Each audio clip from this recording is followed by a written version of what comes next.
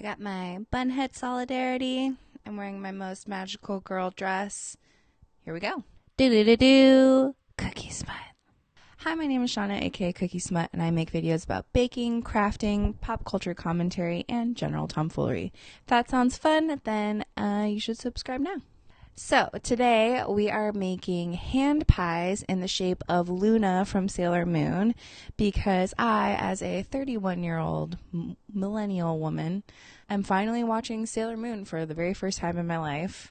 So yeah, I didn't watch Sailor Moon growing up, even though I come from a really predominantly East Asian neighborhood in California. I think I actually had an above average level of exposure to Sailor Moon for someone born in America at that time. Plenty of my peers are watching Sailor Moon, and there are plenty of stores in my neighborhood that sell manga, stationery, figurines, trading cards. I saw Sailor Moon merch everywhere, so I knew, what the characters looked like, what their names were. I myself never watched it for complex reasons concerning racial identity and femininity, very personal reasons. Mainly, I didn't feel as a half Asian person, I didn't feel Asian enough, and also I considered myself kind of a tomboy, so I just kind of rejected the idea of even participating in Sailor Moon.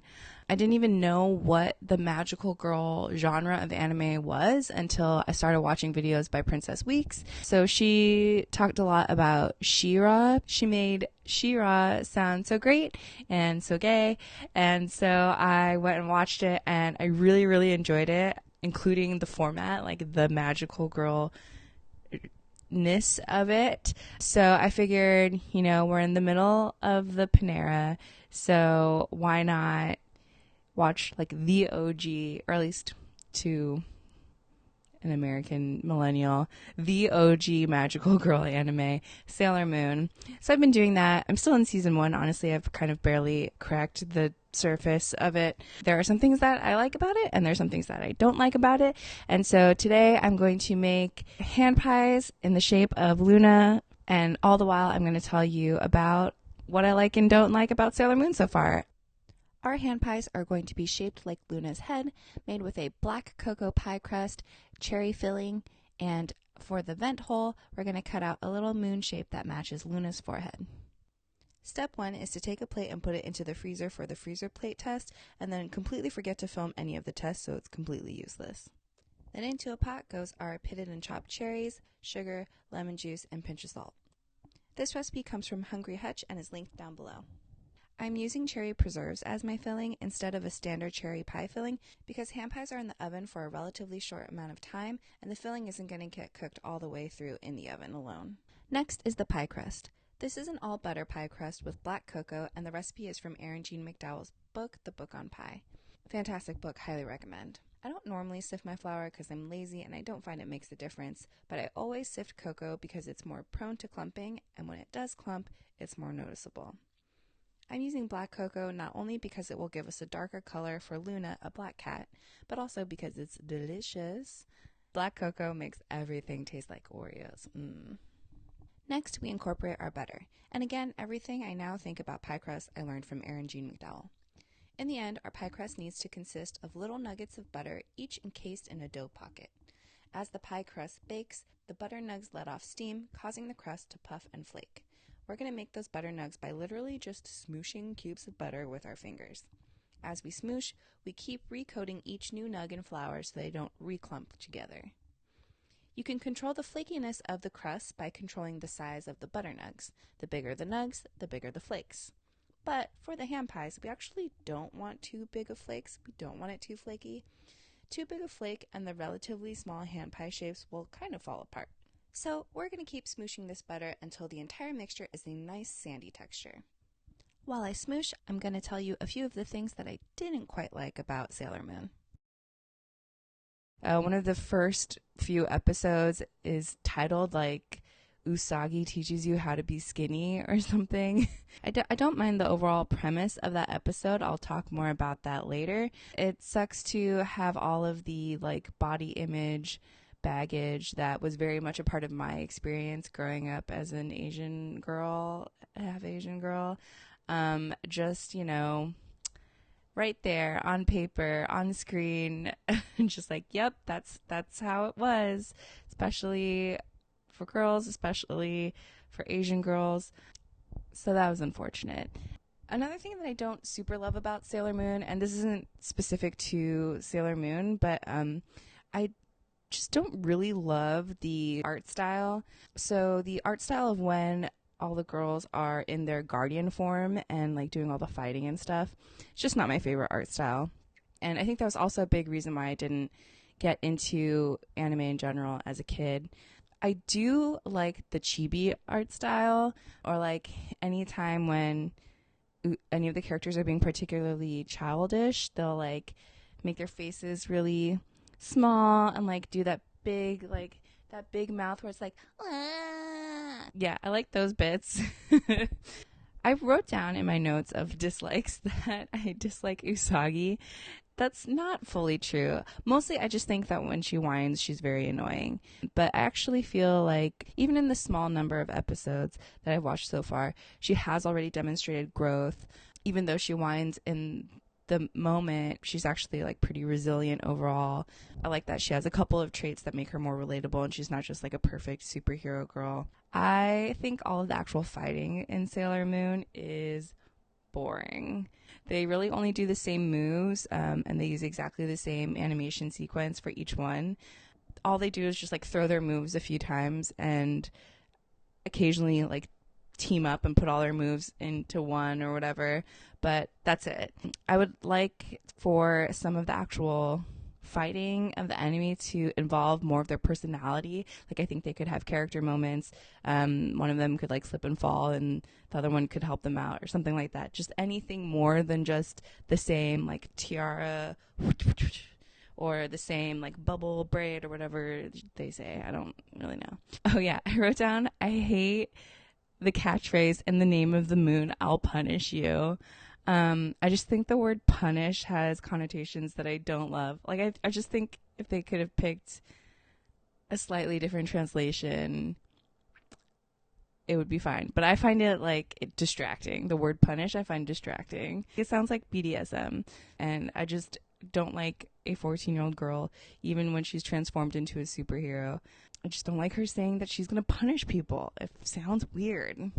I saved this dislike for last, but I actually kind of hate Luna so far. I like that her being a black cat guiding Usagi is very much like a familiar in like the white girl witch world, and you know, kind of like Salem and Sabrina. So I like that, and I like the aesthetics of Luna as a black cat with her little like moon face.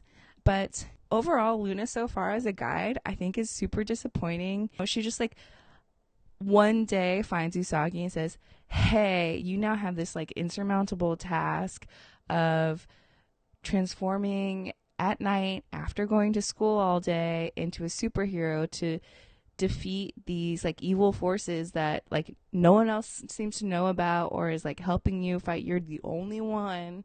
Lays this huge task on her and then gives her very minimal guidance. Usagi finds herself all of a sudden in combat situations and she's cowering in the corner because she's a 14-year-old girl needing to physically fight like a demon monster, which is indeed very scary. And then Luna's like, "Oh, hey, yeah, by the way, you can take your tiara off and throw it over there and it'll do some stuff and beat some baddies."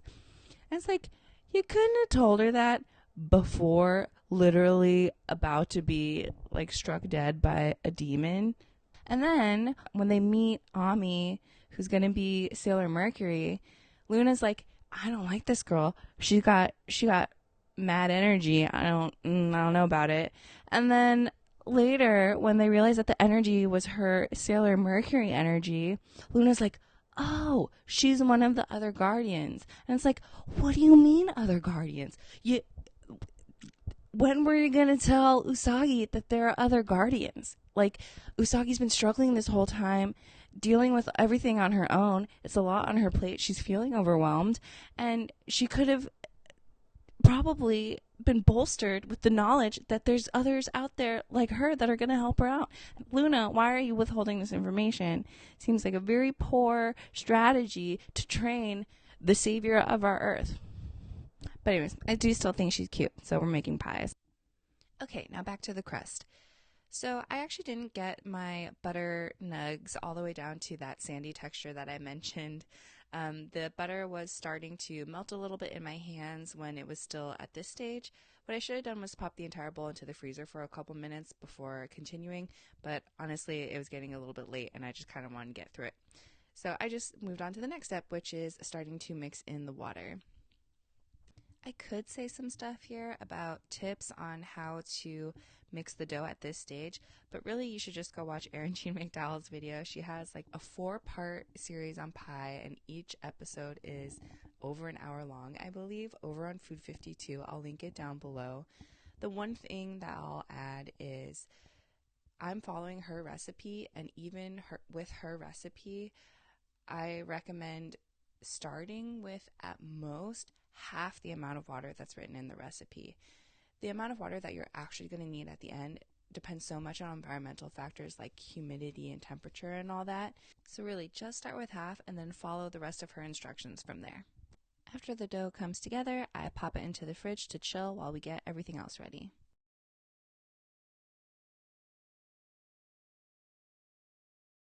I'll be honest, I went on TikTok and forgot about the cherries, so when I came back, even without the frozen plate test, I knew they were done.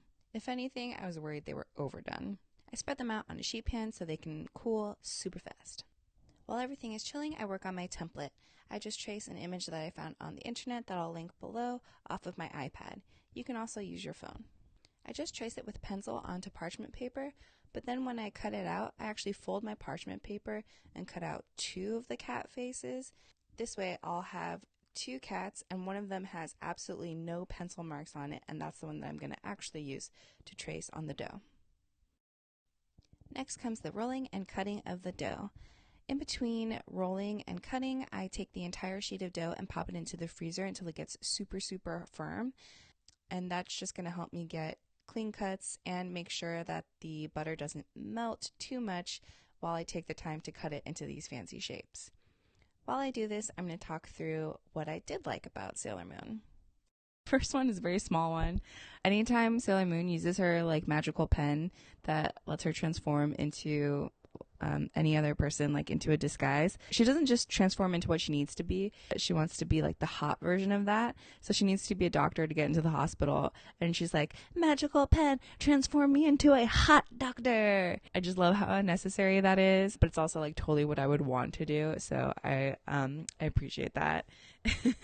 I do think that Sailor Moon's relationship with femininity and feminism is interesting, and considering that that was one of the reasons why I didn't want to watch Sailor Moon as a kid, I was like, oh, it seems too girly.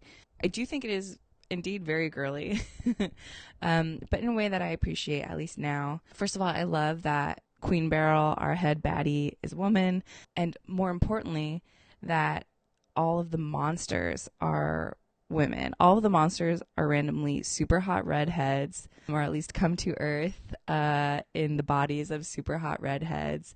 And I just like that the demons themselves, like the sort of hench people that are doing the legwork in this sort of like monster of the week type of storyline, are all women. Oh yeah, so there are certainly parts where, you know, Sailor Moon is not a great feminist text, but that's fine because it's a cartoon from Japan from the 90s. But there's one part where they're talking to some man, and the man is like, oh, isn't this too hard for girls? Like, this activity, I should do it because I'm a man.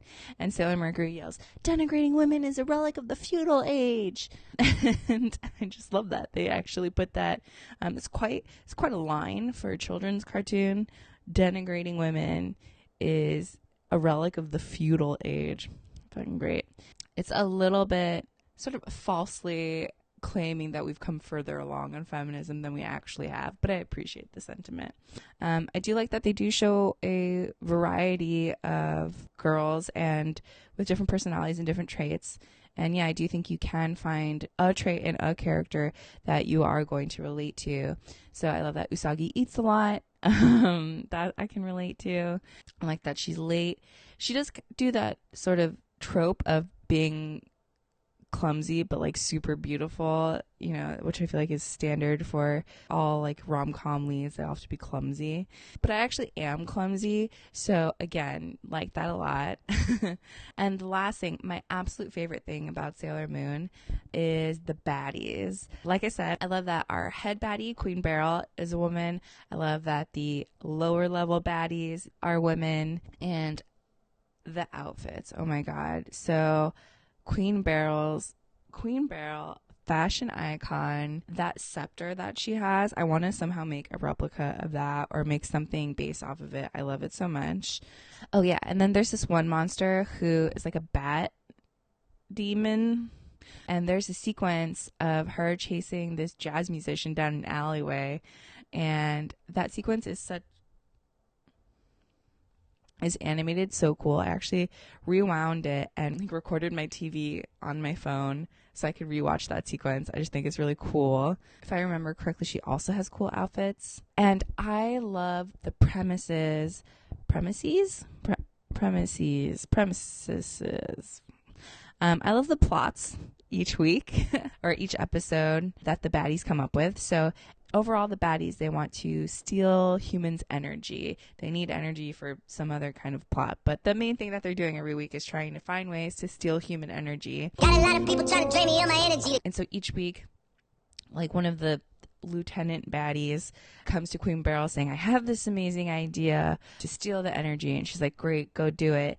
So yeah, there's always these like contrived plots to steal energy. So the one that I mentioned before about being skinny, the plot there is that they're opening up a gym and they're going to trick all the women and say, hey, don't you want to lose weight? Don't you want to be skinny and beautiful? Come to this gym. And then in the gym, they hook them up to machines to suck all their energy out until they're just like walking skeletons and all like exhausted and like sucked dry.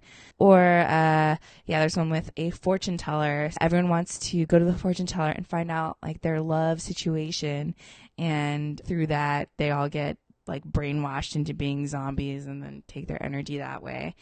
It's always the baddies setting up a situation that exploits humans' wants and like sort of those deepest desperate desires of like wanting to be beautiful, wanting to be popular, wanting to be loved, and then harnessing that into some kind of overly involved thing to take their energy. And I'm just like, yes, we love critique of capitalism sucking all the energy out of the people. Yes, we love a critique of advertising, of how the baddies are exploiting our fears of not being accepted or loved. It's so good. I hope they did all of this stuff on purpose, and chose this like energy sucking thing on purpose. Whether or not it was on purpose, I absolutely love it, especially in a cartoon for kids. So yeah, those are my thoughts on Sailor Moon so far. Yeah, I'm really still in season 1, so all of this is subject to change. There's like 7 more sailors or something that I haven't even met yet. Yeah, I do like it so much more than I thought I would have as a kid, and I certainly rejected the idea of watching Sailor Moon very unfairly, and I'm a little sad by that. Okay, back to the pies. After cutting out the shapes, I keep the dough on the sheet pan and pop it back into the freezer so that I can easily just pop them out because they're so firm. I also cut out some extra little decorative shapes. I'm going to pull those off and bake those separately because they're going to bake so much faster. And now it's time to assemble. I carefully plop some of my cherry preserve filling into the middle of each cut. I'm leaving about if I were to have to guess, like 3/8 of an inch border around so I can crimp a nice seal on the edges. I forgot to do it until after I tried to put the lids on, but you'll also want to wet a finger and get that border wet as well. The water will help it seal in addition to the crimping. Trust me, for hand pies, it is not enough to just do the crimping. You also need that water. Oh, and here you can see me needing to come back in with a brush and get the water in between the two layers. So don't do what I do. Do it before you pop those lids on. And for the crimping, I just use a fork to crimp. You do want to pay extra special attention to anywhere that makes a like convex shape. I had a tiny bit of leakage and it happened at the parts where the dough kind of goes in. So take care around those sharp corners. And if you want to be extra like me, you can take your knife and tidy up the edges if they got a little smushed out of shape while crimping. So I baked these for about 20 minutes, and when they came out of the oven, exactly as I suspected would happen, the contrast between the black dough and the cherry filling was not really enough for the moon cutouts to really stand out. So I had some edible gold paint and I thought, oh, I can just sort of outline that moon shape and it'll pop. But I immediately hated how it looked. So I painstakingly scraped off the edible gold paint. And luckily, because the moon shapes popped out of the dough so well after freezing, I baked those off along with my other decorations. So I had the little moon cutouts baked and ready to go, and I painted those with edible gold paint instead, and then just kind of popped them back into where they were cut out of, and I think it looks totally fine. I was trying to think if there is a different kind of filling that I could put that would possibly have it stand out, but I think every fruit filling tends to get a little translucent and transparent after it bakes. So I kind of think that this problem would happen no matter what filling you use. I think this cutout thing would work a lot better for, just a regular non-chocolate pie dough. And then I just plated these little cuties up with the decorations, painted some of them gold too. And I love how these little lady Lunas turned out. Okay, so here is the little cat. Hold on. Of course, I'm wearing all black, so you can't really see it. Yay, here's my little cat baby. Even though Luna's not my favorite yet, hopefully she'll get better. I'm glad I had those extra moons and you decided to shove those back into the little vent hole. It's definitely not what I envisioned, but I do think it still ended up looking cute. All right, here we go. Okay, first of all, the texture of this crust is gorgeous. It's super tender and just so buttery and just kind of dissolves in my mouth immediately. And the texture of the cherry inside, I don't know if you'll be able to see anything at all, really. No, it's too dark on dark. The texture of the cherry filling, I was totally afraid everything was going to be way too overcooked, but I actually kind of like where it ended up. Hi, cat. Do you want a cat pie? Certainly on the sheet tray, the more syrupy parts of the cherry filling seemed like it was going to be too thick to cook down, but the places where there's still the chunks of cherry are really rich. And what is it like? It's changed into a whole different texture. It's not really like a cherry filling. It's gone past that, and it's kind of caramelized. Yeah, it's got a little bit of chew to it, which I think in a hand pie is totally fine. Maybe in a regular pie you want it to be a little bit juicier, a little bit more flowing, but I think a hand pie, this super cooked down, it's almost more like a Pop-Tart than a pie. So I was a little bit worried that with the added bitterness of the chocolate in the crust and the fact that cherry is not the sweetest of pie fillings, that it was going to be too bitter or something like that. I think I would like to maybe add a tiny bit of sugar to the crust if I were to do this again. I don't think it's necessarily needed with this chocolate crust for all fillings, but I think when paired with a filling that is also not that sweet, maybe add a little bit of sugar to the crust. I really like the texture of these cherries. It's like, it's like a date. It's like a medjool date. That kind of sticky chewiness. It's good. It's good. This is good. Sailor Moon is good. Everything's good. If you like this video, comment down below. Did you watch Sailor Moon as a kid? Have you seen it since then? Do you like magical girl anime? Tell me all your Sailor Moon feels. And please like and subscribe. And if you have any ideas of something I can bake or talk about, let me know. Bye. Hey friends, thanks for watching. Do all the things. And see you next time.